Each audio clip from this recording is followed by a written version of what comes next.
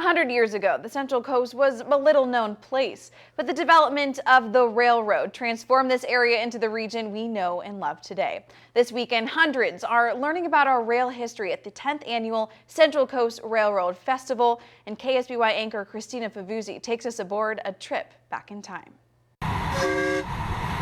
All through my life, I just liked playing with trains. There's just something about trains that's mesmerizing, no matter your age. You start the fire, and all of a sudden it starts dripping water, it starts oozing the steam, it starts coming to life. Doug Colicchio loves running his large-scale model trains at his neighbor's backyard track so much They're just like living, breathing little engines. that he's building his own track next door. We're going to start laying track next year. Been working on it for 3 years, and we're at the point where we're going to lay track. With the goal of one day connecting to Carl Hobenitz's Bitter Creek Western Railroad. We've got bridges and tunnels and all sorts of interesting topography to play with. KSBY first visited California's largest home railroad back in June. There are about 2 miles of track at Bitter Creek Western Railroad, and this is one of 3 tunnels. See you on the other side.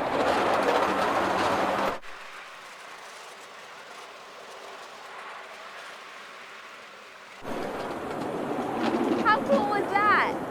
For Hobenitz, this is about sharing a hobby and preserving history. We have some historical models that we can actually operate to pull things. We actually have full-sized displays of some narrow gauge cars here. The track attracts people from all over the Central Coast, state, country, and globe. But this is his private home after all, and he can't have it open to the public all the time. So he and fellow train enthusiasts created a museum. We existed long ago as an HO hobby. We developed into live steam, and many of the people developed into this railroad museum where we could have a more exposed to the people history. He's a past president and founding member of the San Luis Obispo Railroad Museum, as is Brad LaRose. This is a 1940s era conductor's uniform, passenger uniform for Southern Pacific Railroad. A walking exhibit in this freight house, today housing artifacts from the Central Coast's pivotal railroad history. It started with the Harford Wharf and a gravity railroad cars pulled by horses bringing in lumber from the steamers down in Port San Luis, or Port Harford at the time. That was about 1873. By 1901, the Southern Pacific Railroad had built rail lines connecting San Luis Obispo to either end of the state. At that point, you could make the trip to LA, all the way up to San Francisco and back, and anywhere that it connected. Step into the model train room and see the intricate work of master modelers who continued to work tirelessly to create an elaborate display of the rail lines from Lompoc to Paso Robles. So this is Avila Beach right here in Front Street. Recognize this building on Old Port Pier? It was once a ticket office for the Pacific Coast Railway. So if you came in on a steamer, got off the ship, go up the stairs right there, buy a ticket, take the train all the way into San Luis. In many ways, the railroad made the Central Coast what it is today. This area is known as Cal Poly. It's known as the Mission. It's the Central Coast of California, but before there was a Cal Poly, and when the Mission was in ruins, before it was restored, in 1894 with the SP coming in, this is when the Central Coast blossomed. Today, the Railroad District is a relatively quiet and quaint part of town, but 100 years ago, this was the largest employer in town. It had between 400 and 600 employees. And preserving this history is proving its importance as rail travel regains popularity in a more eco-conscious world. Back in the 20s and 30s, when the only mode of transportation, almost, the main transportation was railroads, there was a lot of trains coming through here. But there's a resurgence. There's a resurgence for a little bit more mass transit in California. The Railroad Museum is full of hands-on exhibits. Museum manager Diane Marchetti says the little ones especially enjoy these train tables. We have kids who are regulars.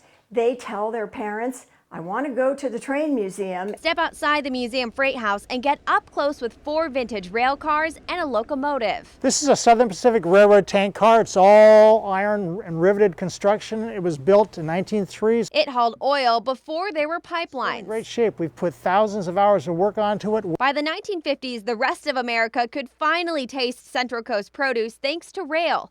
This car, called a gondola, operated out of the Betaravia station, hauling sugar beets from Santa Maria Valley. It's just one of 6 left in existence. Step onto this train car. I am on a 1926 Pullman Company cafe lounge car. The La Cuesta was a privately owned passenger car.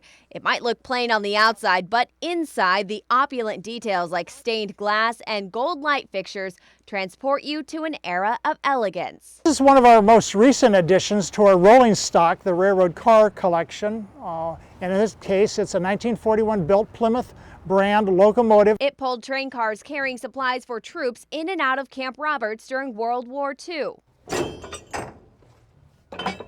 Fast forward to the 1970s, this Southern Pacific freight conductor's car shows you how men lived life on the rails. This is the conductor's desk right here with his lamp, his timetables. Railroad relics that spark memories. We often learn things that we didn't know. I mean, we're here supposedly to teach other people about railroads, but very often they tell us things that we weren't even aware of, which is wonderful. It's exciting to hear those stories. From toy trains to small models, All aboard! to small gauge hobby trains, and the full-size cars. We're like a big bunch of kids in here too. We run out there and wave at the engineer in the train going by, and everybody coming from LA or San Francisco is waving back at us. And this is a gateway to the city and the Central Coast. Our railroad history is storied and keeps chugging along as the Central Coast travels into the modern era. Christina Favuzzi, KSBY News. The Railroad Festival wraps up tomorrow with events across San Luis Obispo County. For details, you can click on this story at ksby.com.